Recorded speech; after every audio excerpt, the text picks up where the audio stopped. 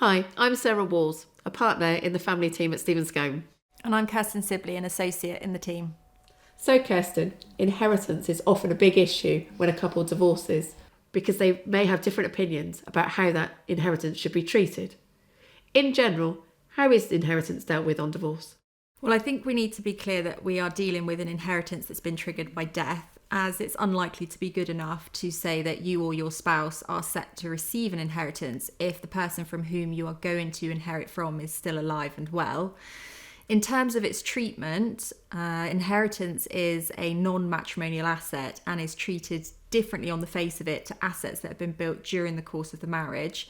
Assets that have been built during the course of the relationship are matrimonial assets and are generally shareable on divorce. Non-matrimonial assets, like an inheritance, are routinely kept to one side and are only brought into share between the parties to the extent it's required to meet their needs. And when we're looking at needs, that takes into consideration the standard of living that the parties enjoyed during the course of their marriage. So, for example, there was a case where a couple had a very frugal standard of living, and at the end of the marriage, the wife received multi-millions in inheritance. When the court decided how to divide those assets between the parties, the court decided that they would take into consideration the standard of living that they had enjoyed during the marriage, and therefore only awarded the husband a very modest award from the wife's inheritance to reflect the standard of living during the marriage.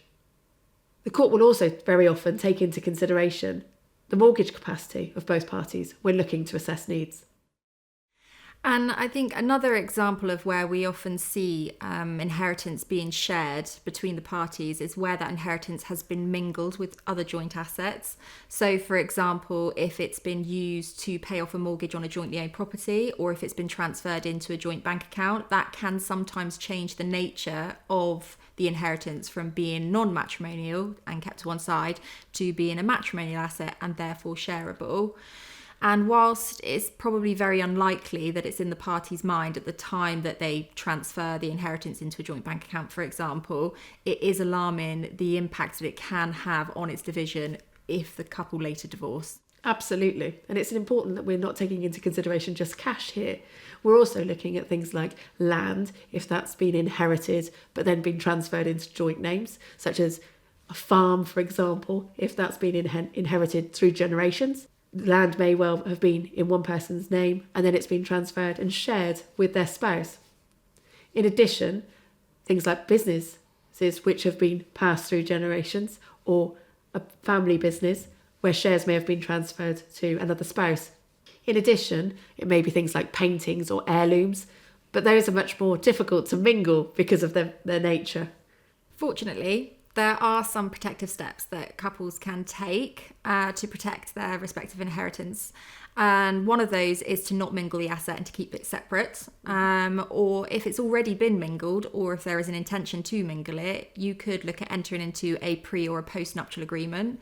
A post-nuptial agreement being entered into if you are already married, or a prenuptial agreement being entered into if you are not yet married.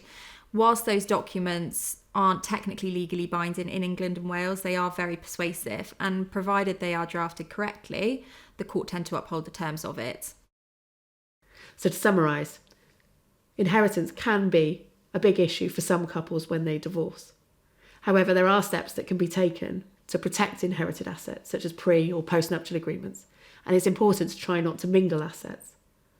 The nervousness that some clients will feel about how their inheritance may be treated on divorce can be removed by taking some early advice.